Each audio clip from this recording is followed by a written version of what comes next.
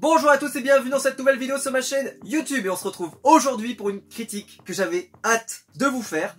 Et Ronan d'ailleurs est de retour pour l'occasion, on avait fait... Bonjour à tous. Oui, on avait fait la saison 1 ensemble Ouais, et on va se retrouver pour la saison 2 j'ai envie de dire. Cette incroyable série. Voilà, de cette série de super-héros. Ou de anti-héros on pourrait dire, qui s'appelle The Boys. Donc on va parler de la saison 2 aujourd'hui. Alors vu que je sors ma vidéo pas mal de temps après tout le monde, on va pas s'embêter à faire une partie no spoil, on fera qu'une partie full spoiler. Donc si vous n'avez pas vu la série, et surtout cette saison 2, fuyez. Elle est disponible sur Amazon Prime et allez la voir. Et revenez quand vous l'aurez vue. On va pas se mentir, c'est une série qu'on attendait beaucoup. On l'attendait énormément. Après la saison 1, après, on l'attendait énormément. Voilà. Et le risque est toujours là, c'est que une série qu'on attend beaucoup peut décevoir. Ça c'est toujours le cas, et peu importe l'œuvre d'ailleurs. Et parce qu'on y reviendra sur d'autres choses. Là sur The Boys, c'est vrai qu'il y avait de l'attente. On avait été très surpris par cette saison 1 que personne n'avait vraiment vu venir. Et arrive cette saison 2. Donc je vais te poser la question, je te propose de démarrer. C'est est-ce que cette saison 2 a été à la hauteur de tes attentes? Est-ce qu'elle a dépassé tes attentes? Est-ce qu'elle a été à la hauteur de tes attentes? Elle n'a pas dépassé mes attentes. Ouais. Parce que j'en attendais beaucoup, mais j'avais pas une attente, on va dire, incroyable sur, on va dire, sur la saison 2 en particulier. Je m'attendais à, on va dire, au moins aussi bien que la saison 1. Ok. Déjà moins bien. Et pour moi, c'est dans la continuité de la saison 1. Je trouve la saison 2, à part peut-être un ou deux épisodes que j'ai trouvé un peu en dessous, je la trouve aussi bien que la saison 1, pratiquement, moi, cette saison 2. Il y a des nouveaux personnages qui sont plutôt charismatiques. Il y a des nouveaux enjeux qui se débloquent et je trouve que c'est plutôt, ça reste très intéressant et il y a toujours des moments, on va dire, un peu incroyables qui sont bien à la The Boys justement. C'est 2-3 moments incroyables et pour moi ça fait que la saison 2, on va dire, et pour moi c'est un pari réussi. Elle est réussie pour moi cette saison 2. D'accord. Bon, je vais donner mon avis à moi.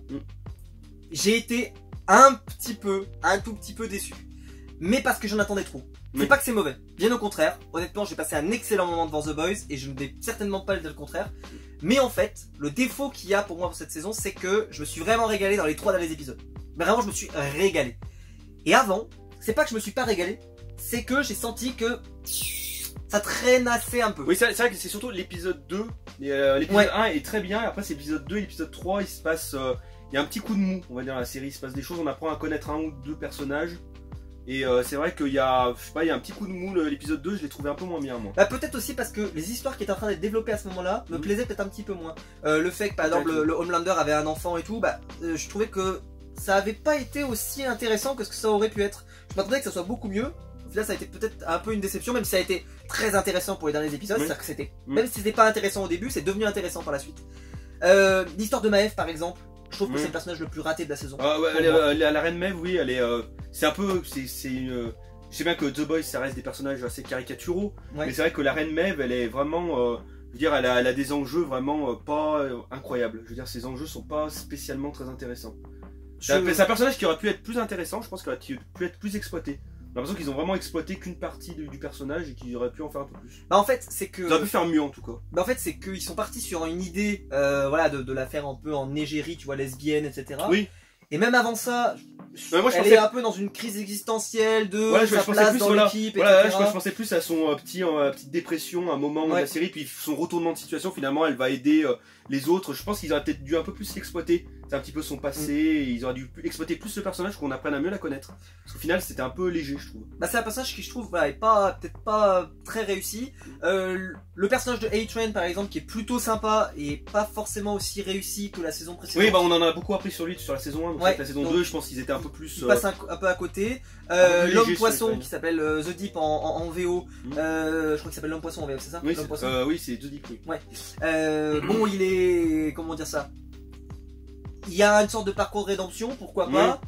Mais ce qui lui arrive est pas super intéressant. Disons qu'il est là, c'est vraiment le gros ressort comique des fois. Des fois, ouais. Voilà, il est vraiment là, on va dire, c'est à chaque fois qu'il est là, on sait qu'il va y avoir sûrement une scène vraiment un peu à la con ou quelque chose comme ça. C'est pas un personnage, on va dire, très sérieux de base, de Deep, pour ça. Mais c'est dommage, parce que je pense qu'il y avait un vrai potentiel, un vrai truc à faire. Et en plus, quand on connaît un peu comment ça se termine, c'est-à-dire que t'as un peu l'impression que ce qu'on a fait voir sur ce personnage n'a pas forcément été utile, tu vois. C'est un peu c'est vrai qu'à la fin de la saison, quand on voit ce qu'on a vu sur lui, on va dire tout son parcours là par rapport à l'église. Ouais. C'est vrai que bon, au final, ça n'a pas servi à grand chose, parce qu'au final, il n'a même pas réintégré les 7, un petit peu perdu à la fin de la saison. En fait, il est au même point à la fin de la saison 2 qu'au début de la saison 2 en fait. J'ai l'impression qu'il n'a pas évolué. Non. Le personnage n'a pas vraiment évolué, donc c'est ça qui est un peu dommage. Et pourtant, donc, il est censé avoir beaucoup évolué. Ouais, il est censé, ouais, mais au final, j'ai pas l'impression qu'il évolue, il est au même point en fait. Il était un peu paumé à la fin de saison 1, et puis fin de saison 2, il est pareil. Donc, Et voilà, j'ai cité, je pense, les personnages qui m'ont peut-être un peu déçu comme ça sur le papier. Parce qu'après, tous les autres ont plutôt été satisfaisants, voire même ont dépassé mes attentes. Il y en a même un qui a plus il dépassé mes y a attentes. surtout certains personnages qui ont éclipsé justement un peu les autres. Il y en a un, on va en parler, parce que forcément il faudra qu'on fasse un point dessus, qui pour moi éclipse la lumière, j'ai presque envie de dire, dans cette série. Parce que il est arrivé à un stade, il y a des personnages qui sont arrivés à un stade là de perfection, tu vois, de l'écriture du personnage. C'est-à-dire qu'ils l'incarnent parfaitement. Surtout, et il y a des personnages extrêmement charismatiques aussi. Hein. Ouais. Mais là où je voudrais revenir, c'est plus sur les enjeux. Alors, pour résumer les enjeux de la saison, je pense que c'est assez difficile parce qu'il y a plein de choses. Il y a la paternité du Homelander, qui est, je pense, un des arcs. Ouais, un peu le triangle, un petit peu Homelander, avec Butcher et puis sa femme, avec le petit. Ouais. Je pense qu'il y a l'arc scénaristique un peu qui est le cours depuis le début, où on veut empêcher les produits. Oui, voilà, on veut faire tomber Vought. Voilà, on veut faire tomber Vought. Avec Stargirl, bien entendu, avec Huggy et puis toute son équipe. Oui, puis, le Frenchie, etc. Et comment il s'appelle et après, vous avez plein de petites histoires annexes. Qui sont sur des personnages. Donc vous avez l'histoire de la société religieuse type un peu secte qui se développe. Et ces histoires, justement, ces histoires secondaires, c'est pas ce qui est le plus incroyable. Voilà. Surtout l'histoire là du frère de Kumiko. Ah oui, alors ça, c'est pareil. Ouais. Ça, j'ai pas spécialement accroché en fait. Moi non plus. En fait, c'était pour développer un peu, on va dire, une relation d'amour un peu entre les deux. Oui, mais plus, on va dire, une relation d'opposition un peu entre Stormfront et Kumiko. Oui, mais Kumiko. Je veux dire, c'est vrai qu'ils auraient pu le faire autrement, sans forcément lui sortir un frère du chapeau comme ça, qui reste un épisode, peut-être deux. Un et demi, ouais.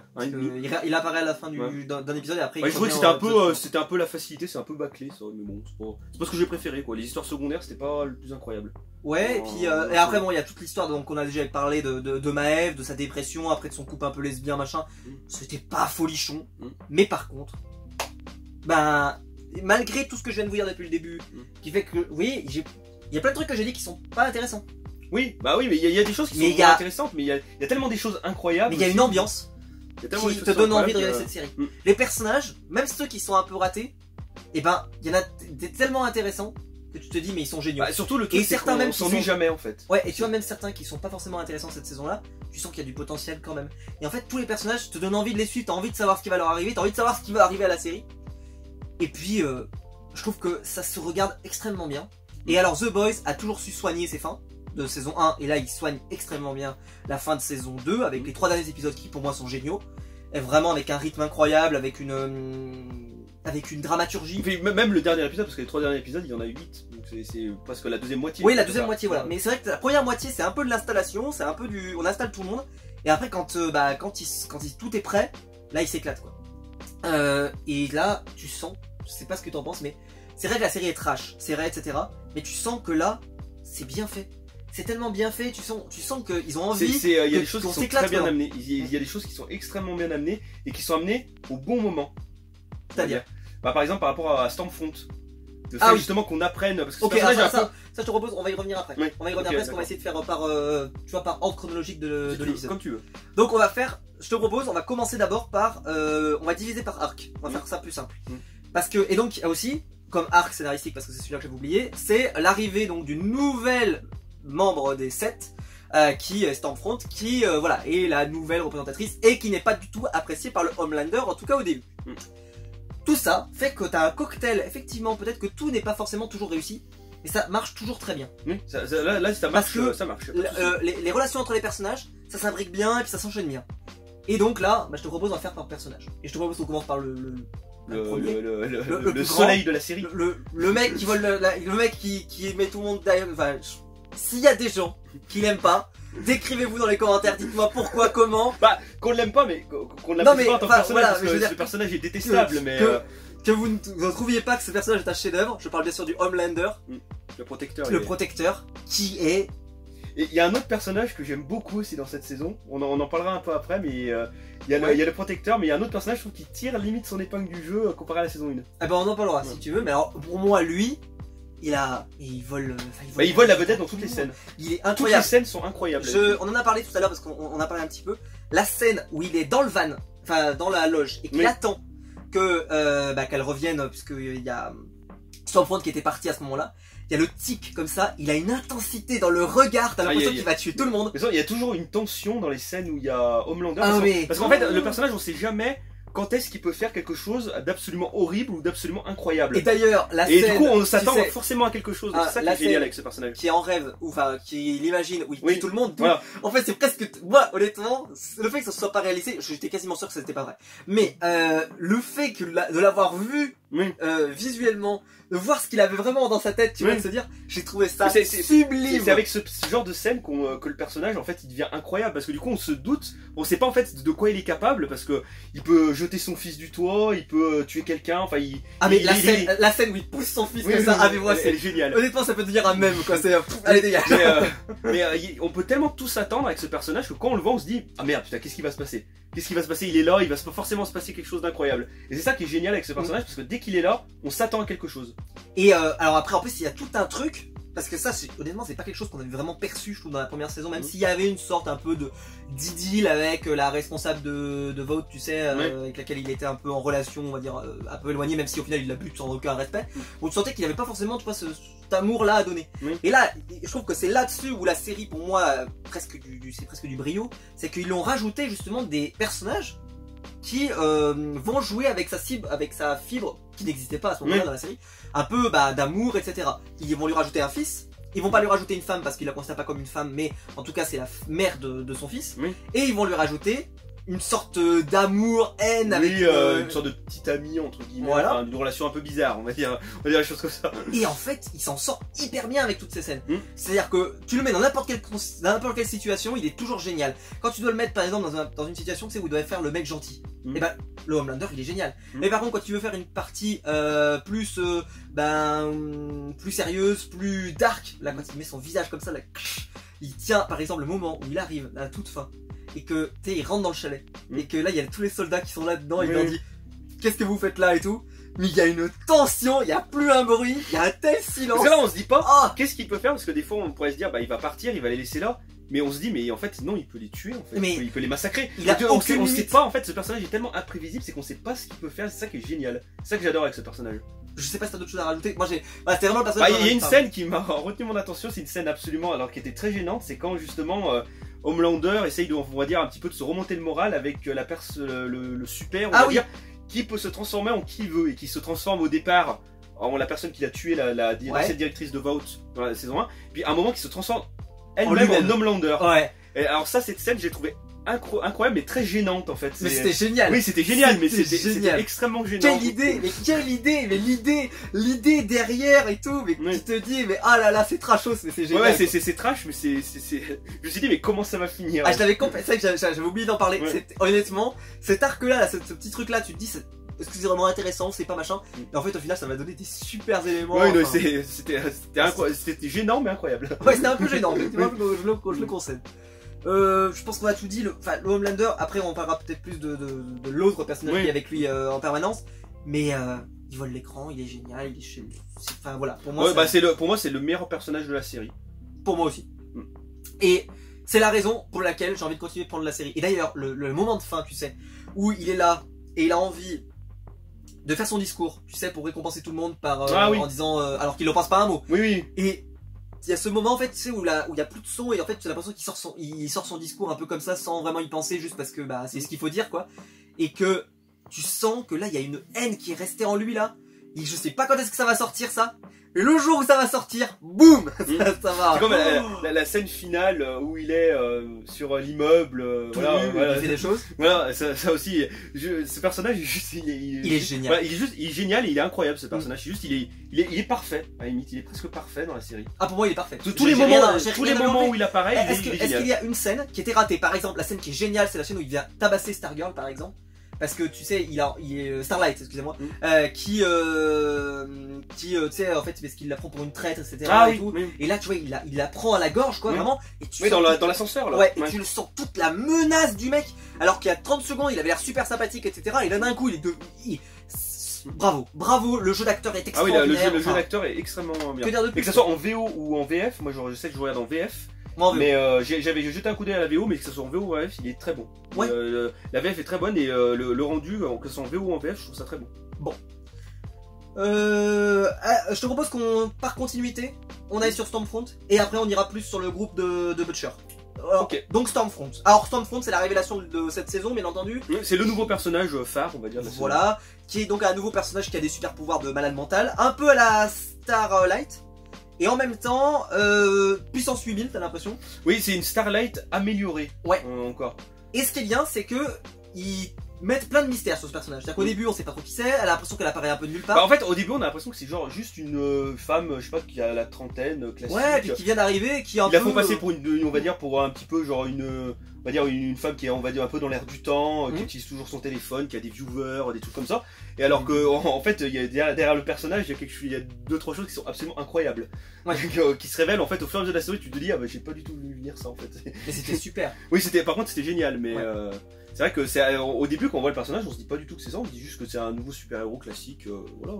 Tu auras des choses à faire, mais quand on comprend qui c'est... Ce que j'aime bien, alors ça c'est quelque chose que j'aime bien dans cette règle générale, c'est quand on construit les origines d'un personnage au fur et à mesure. C'est-à-dire qu'au début on te la présente, c'est une héroïne, ensuite on se rend compte que tiens, elle est un petit peu méchante, ensuite tu commences à te dire tiens, elle est dans une sorte d'organisation qui essaye de créer le vaccin, enfin le produit V, le composé V. Voilà, le composé V, et de l'injecter à tout le monde et que tout le monde le survive, tout le monde survive à ça.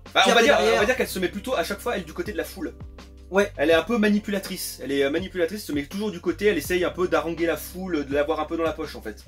Après on commence à découvrir un peu plus sur ses origines, le fait qu'elle est très vieille, enfin plus vieille que ce qu'on pense, puis après on commence à parler de un point Godwin, on le dit pas sur YouTube parce qu'attention ça strike, si on dit le prénom de ce monsieur, mais vous l'avez compris, il y a un monsieur avec lequel elle prend une photo, voilà, qui est pas très... Ah, YouTube n'aime pas ce monsieur, sur Preacher j'ai réussi à sauver ma vidéo, on va pas prendre de risque sur celle-là, parce que sur Preacher il y a également ce personnage qui apparaît, sauf qu'il apparaît en vrai, si ça vous intéresse, c'est également une autre œuvre de Garcenis dont j'ai parlé dans la première vidéo sur The Boys. Il aime bien les personnages, il faut croire, il est très passionné je pense.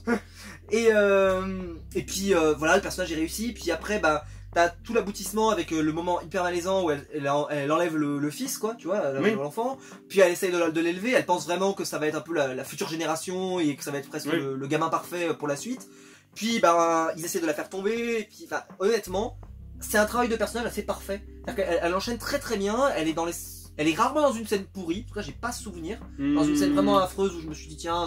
les scènes, peut-être les scènes où elle fait un discours, où elle... Oui mais c'est assez redondant, voilà. C'est important parce que... Oui, mais des fois ça devient un peu redondant, donc c'est moins intéressant je trouve. Parce qu'elle aussi on voit bien qu'elle aussi elle en a strictement rien à faire, et qu'elle fait... Ah oui, c'est totalement une image, c'est un peu comme le Homelander, c'est une image qu'elle donne de fille sympathique, mais en fait c'est une raclure quoi cette femme, totalement.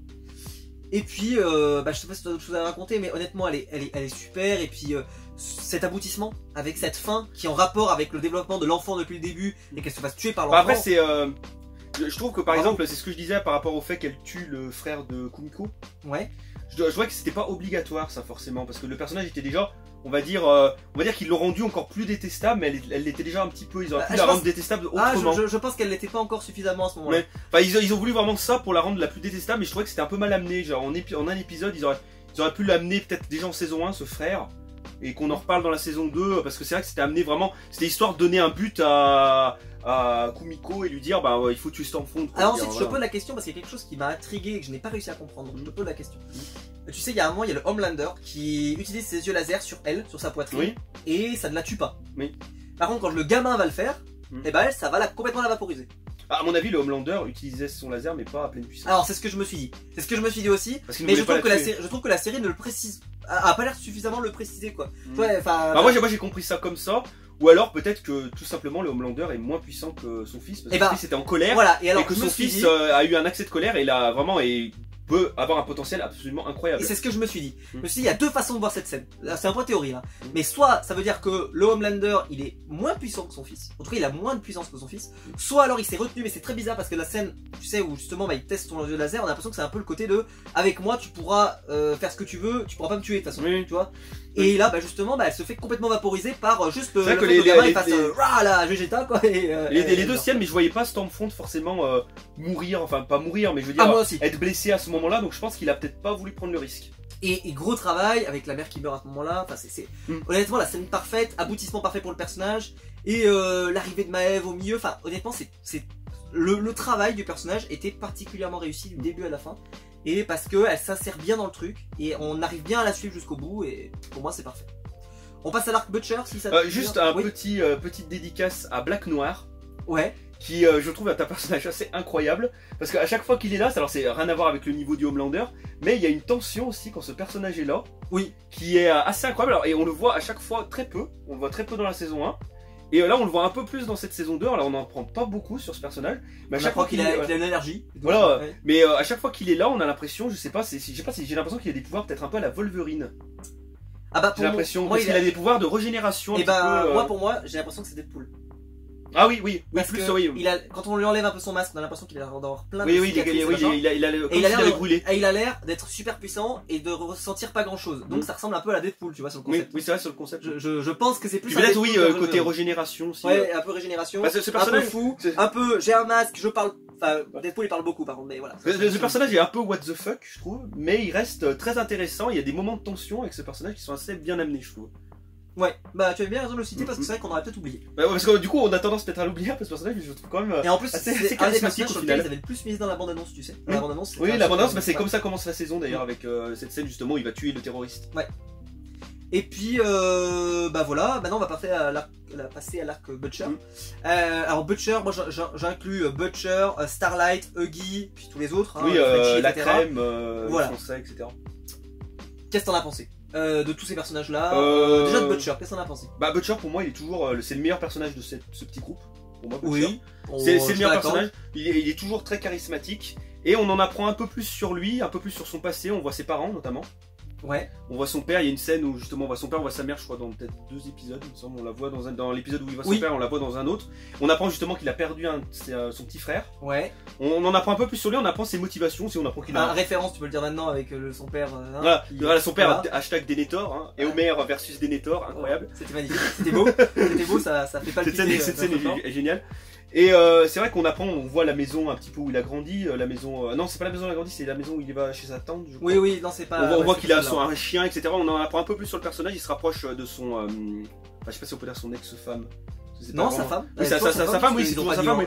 Ils ont pas vraiment divorcé vu qu'elle est poussée peut-être comme morte. Voilà. Donc du coup, voilà, il se rapproche de sa femme, du petit aussi, techniquement. Et je trouve que le personnage... Moins. Oui, tout le long justement il a envie de s'en débarrasser. Quand je dis il se rapproche, c'est pas forcément il se rapproche, mais il y a plus de scènes où ils sont ensemble. Il y a plus de scènes où ils discutent, où ils parlent. Et les scènes avec lui sont toujours bien, je trouve, avec Butcher. Oui. On le voit pas dans le premier épisode, j'étais un peu déçu.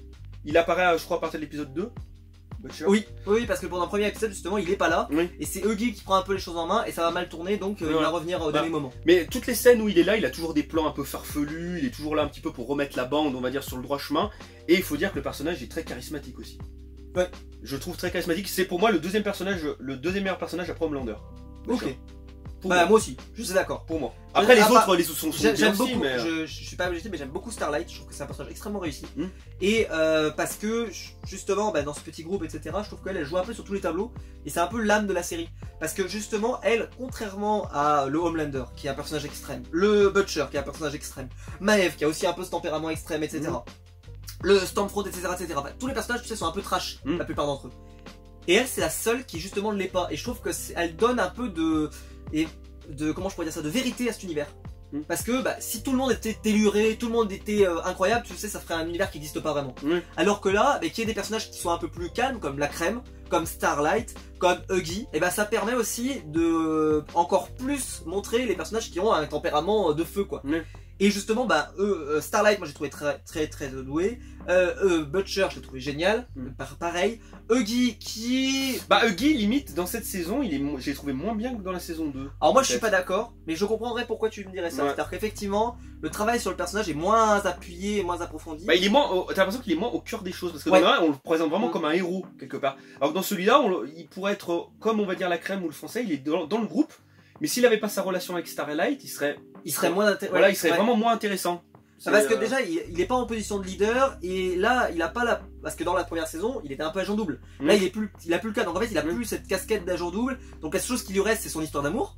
Avec Starlight, d'ailleurs j'ai failli lui mettre une claque, alors virtuelle, hein, parce qu'il a failli me faire une Smallville.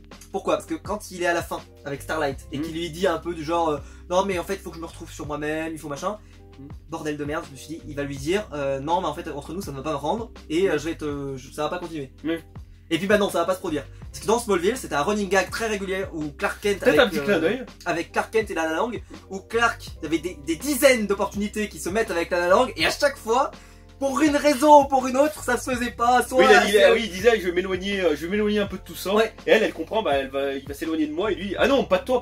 Mais pas de toi. Oui, voilà. Et j'ai dit ah merci, parce que là j'allais t'en coller une quand j'allais dire purée. Là t'as la bonne, enfin sans exagérer, mais voilà, tu veux trouver quoi de mieux, donc arrête. Honnêtement, j'avais envie de lui en mettre une, j'ai dit allez, calme Maxime, calme, tu te calmes, tranquille, c'est bon, il va s'en sortir. Mais je te promets, dans Smallville j'avais envie de le mettre une. Et là c'était beau, il s'en est sorti, très bien, bravo, hein, tu as bien raison de la garder, hein, ne pars pas trop loin. Et puis non, puis le personnage est plutôt réussi. Après il y a un bon travail sur le Frenchie. Il y a un bon travail. Oui, le Frenchie pareil, on apprend un petit peu. C'est ses origines. Voilà, ses origines. Il y a un travail sur les origines des personnages. Tu veux même Marvin, là, même la crème. Il y a un petit travail. C'est vraiment quand même le personnage vraiment en retrait. Oui, voilà, c'est le personnage qui est un peu plus en retrait, mais même sur lui, on en apprend 2-3 choses. On apprend que justement comment son père justement s'était attaqué à Vought. Oui. Déjà, qui était avocat, donc on comprend ses motivations quelque part. On apprend qu'il était déjà dans le groupe qui a été formé il y a 8 ans auparavant par cette femme de la CIA, j'ai oublié le nom. Je sais pas mon nom. Oui. Et qui avait regroupé Butcher, le français, etc. Parce qu'ils avaient tous, on va dire, des petites compétences particulières. Et on apprend un petit peu, on va dire, l'origine, on va dire, pourquoi ils détestent Vought, pourquoi ils détestent les super, et on apprend un petit peu pourquoi vraiment, on va dire, ils font ce qu'ils font, quoi, en gros, pour faire simple. Ouais. Et puis voilà, enfin honnêtement très réussi, ces personnages-là sont très réussis. Et enfin sont plutôt réussis, puis l'esprit d'équipe marche bien et moi je trouve que c'était beaucoup plus équilibré cette saison que la saison d'avant. Parce que la saison d'avant je trouvais Huggy et Butcher beaucoup plus haut niveau comparé aux autres, et les autres beaucoup plus en retrait. Là ça s'est un petit peu équilibré. Déjà pour moi c'est le Frenchie qui a vraiment monté parce que sa relation avec Kimiko est clairement un des arcs majeurs de la série, parce que il y a le frère machin qui nous a peut-être pas passionné énormément, mais quand même ça lui a rajouté beaucoup de choses. Il essayait d'apprendre, alors d'ailleurs il apprend la langue des signes extrêmement rapidement. Oui, il est très doué. Je vais pas vous mentir, j'ai fait un peu comme ça. Moi elle me fait des signes comme ça, tac tac. Non, elle vient de dire je t'emmerde. Au début je me suis dit c'est un c'est comme ça, oui voilà, je te flingue. Ouais. Et au début je me suis dit en fait c'est un gag, il a pas du tout compris et puis il traduit et machin. Mais en fait si il a vraiment compris. Et j'étais surpris parce que honnêtement peut-être qu'il a appris genre une cinquantaine de signes et puis voilà. Ouais, parce que c'est quand même pas banal, enfin je veux dire honnêtement voilà. Mais voilà, c'était plutôt réussi sur cet aspect-là avec l'équipe de Butcher. Au niveau des personnages, je pense qu'on peut vraiment partir après sur il y a pas forcément, tu vois, après d'autres personnages. Après, il y a 2-3 personnages, on va dire, intéressants, mais c'est des personnages, on va dire, c'est plus des personnages un peu récurrents. Je trouve qu'on en a parlé depuis le début, c'est-à-dire tout l'arc avec The Deep, donc l'homme poisson, on en a déjà dit ce qu'on avait pensé, qui était pas forcément passionnant. L'apparition d'un personnage, j'ai l'impression que c'était un petit peu une caricature de Green Arrow ou de Hawkeye. Le personnage l'archer là où je sais pas. Oui d'accord. Mais voilà, ce personnage là qui est là un petit peu pour essayer de sauver The Deep. Bon après c'est vrai que son arc à The Deep c'est pas le plus passionnant, hein. C'est sympathique quoi. Je pense qu'on a pas mal évoqué tous les personnages, je pense qu'on a rien oublié. Par contre, je pense pas. Il faut que maintenant on arrive à la conclusion. La conclusion c'est vers quoi la série a mené. Et alors, pour moi il y a 3 temps forts. Le procès, qui est certainement le truc génial de la série et de la saison, qui va peut-être rester, tu vois, c'est-à-dire que dans les oui, là oui, si la série fait 6 saisons, c'est vrai que ça c'était génial, c'était extraordinaire, c'était un peu inattendu quand même. C'était pas forcément inattendu, je pensais qu'il allait se passer moi aussi, parce que cette scène m'a énormément rappelé la scène de BVS du jugement de Superman. Oui, c'est vrai. Ça m'a énormément rappelé cette scène et je me suis dit ah oui, Et je me suis dit, bah, il se passe en fait, c'est. Je me suis dit, bah oui, bah là, c'est à un moment là où ça explose de partout. En gros, un attentat, quoi. Un attentat. Bah, moi, ça m'avait. Je me suis dit, il va forcément se passer quelque chose. Alors, pas forcément un attentat, mais je me suis dit, il va forcément se passer quelque chose. Pas d'incroyable, mais je veux dire, il va se passer quelque chose. Il va y avoir un personnage qui va arriver, qui va débarquer, qui va tuer des gens. Enfin, il va forcément se passer quelque chose de négatif.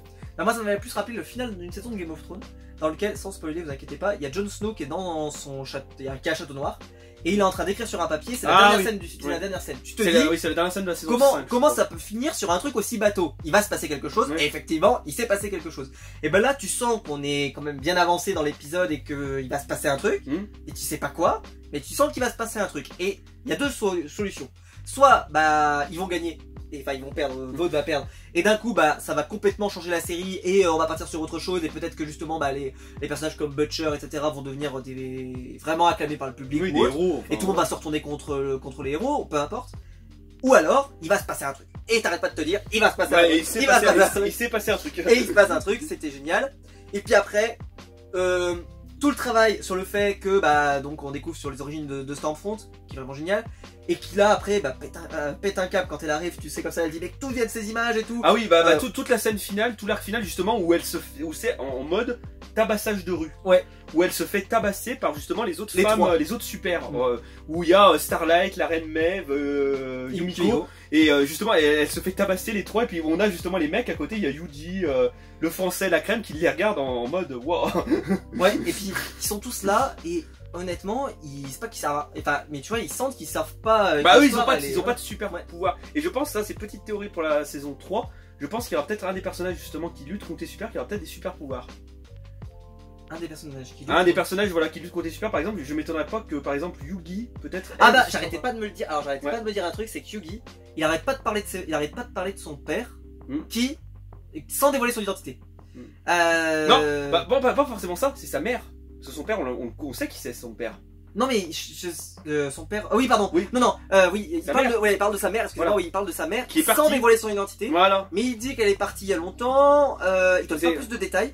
Et ça, je trouverais pas ça incohérent que peut-être sa mère soit une super héroïne. Ouais, par exemple, super et voilà. Ou l'inverse. Ouais, ça m'étonnerait pas qu'il gratte un petit peu dans ce coin-là et que justement dans la saison 3, Yugi il y a un regain d'intérêt pour le personnage et limite qu'il devienne peut-être un super qui ait des pouvoirs. Ça ne m'étonnerait pas. Moi, je vais même te dire plus loin. C'est est-ce qu'il n'est pas déjà un super?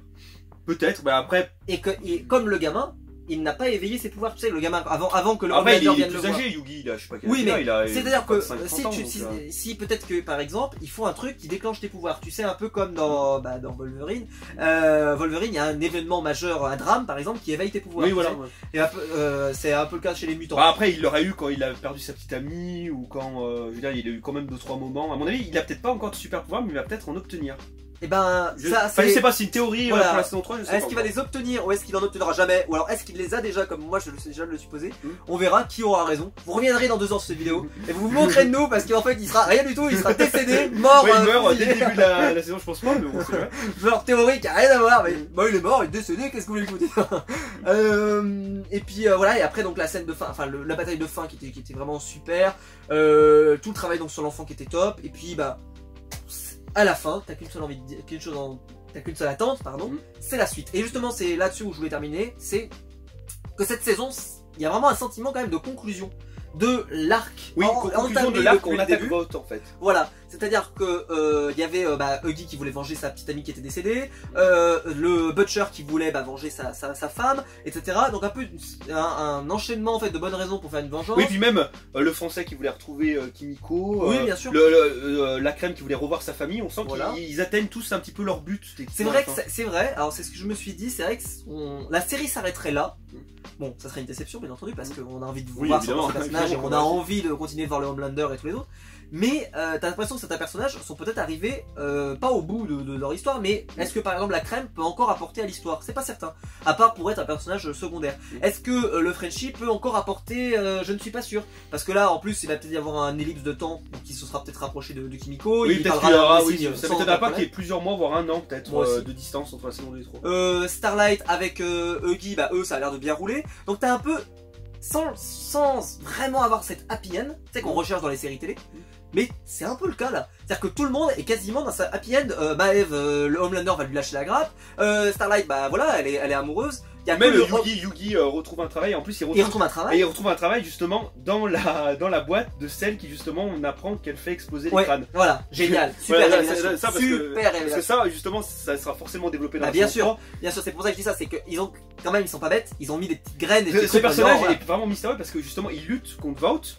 C'est un personnage qui lutte contre Vought, qui est journaliste. Enfin, un petit peu, elle est un peu dans la politique. On voit qu'elle trempe un peu avec la CIA. Et justement, apparemment, si c'est elle qui a ses pouvoirs, c'est elle qui fait foirer le jugement qui, on va dire, aurait pu abattre Vought. Donc je demande en fait ce personnage comment il est. Parce qu'on a vu que justement, la scène où il y avait. Tu sais, où ils sont allés dans l'hôpital. Il y avait un personnage qui avait exactement les mêmes pouvoirs qu'elle, c'est qu'il faisait exploser la tête des gens, mais elle s'est échappée et on n'a pas su plus. Donc je me demande s'il y a plusieurs personnages qui n'ont pas ce pouvoir-là et peut-être qu'ils sont connectés. Ouais, c'est la même. Oui, parce que c'est la même, parce qu'il y a pareil, il y a la copine de Butcher qui est du FBI, je crois celle-ci, qu'on voit dans la saison 1. Butcher se rapprochait d'elle pour avoir des informations et sa tête explose. C'est la première. On s'y attend pas du tout, elle est en train de discuter, puis d'un seul coup sa tête explose. Pendant qu'elle parle à la crème, aux Français et puis à Butcher justement. Et c'est vrai que justement, c'est pas vraiment si c'est un personnage qui a ce pouvoir-là, si c'est contrôlable à distance, on sait pas trop en fait. On a l'impression que tout le monde pourrait être touché. Ouais, je suis d'accord. C'est assez bizarre. Et je pense que ça sera développé dans la saison 3. Et donc c'est pour ça il y a quand même des graines, mais il y a le seul personnage qui n'a pas de happy end. Alors bon, il y a Butcher, mais c'est un cas particulier parce que forcément sa petite amie est morte, donc sa femme est morte, donc forcément lui c'est un sentiment de pas happy end, mais tout le monde ne peut pas avoir une happy end dans une série. Et celui qui en a pas, c'est le Homelander, qui lui là il est en cocotte minute à puissance 8000 et tu sens que ça va craquer. Et c'est ça en fait qu'on va certainement attendre, c'est est-ce qu'il va craquer. Je sais. Et donc c'est pour ça que j'avais terminé là-dessus, c'est est-ce que tu penses que le Homelander va craquer dès la saison prochaine? Est-ce que dès la saison prochaine, à mon avis, il va péter un câble et il va trucider? Il va craquer sur beaucoup de choses, mais je suis pas sûr qu'il craque en tuant des gens comme le laissait suggérer la scène. Je ne pense pas. Alors, pas dès le début de la saison, mais peut-être que ça finira, peut-être que la fin de saison sera là-dessus. Peut-être tout le monde luttera contre le Homelander, ça sera peut-être... Et je me suis mis à y penser et à me dire peut-être que le Homelander va enlever son costume et va porter un autre costume avec une identité secrète et va devenir un méchant par exemple. Et il va faire donc semblant de se chercher lui-même.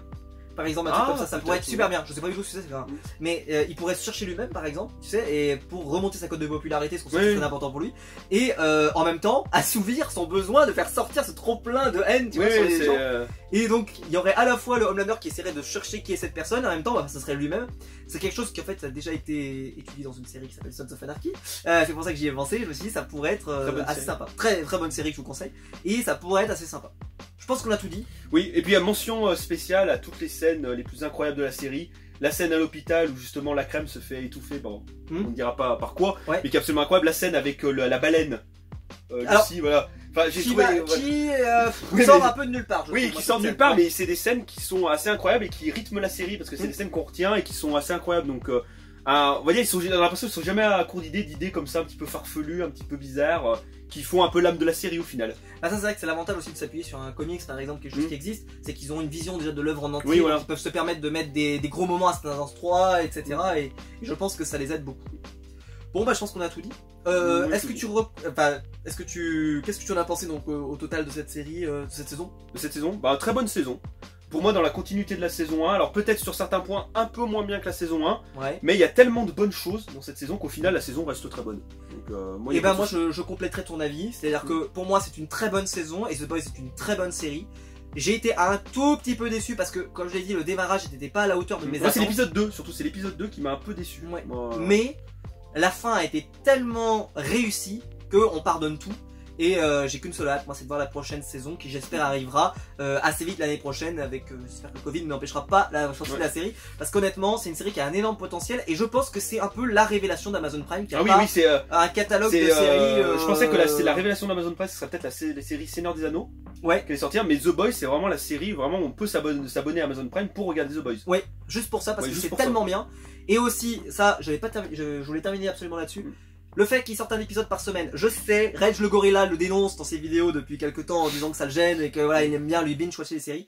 J'aime bien moi. Moi ça me gêne pas du tout. Moi j'aime bien. Ça ne me gêne pas. Parce que ça laisse du temps, pour apprécier l'épisode, ça laisse du temps pour se projeter. Ils ont bien fait de sortir les trois épisodes d'un coup, les trois premiers, parce que c'était les trois moments. Voilà, c'était peut-être les trois les moins intéressants. Surtout les deux, moi personnellement. Donc effectivement, oui, ça, je pense que ça a bien servi la. Parce que s'ils faisaient, par exemple, pendant 3 semaines, on aurait eu 3 épisodes, on va dire bien mais moyens.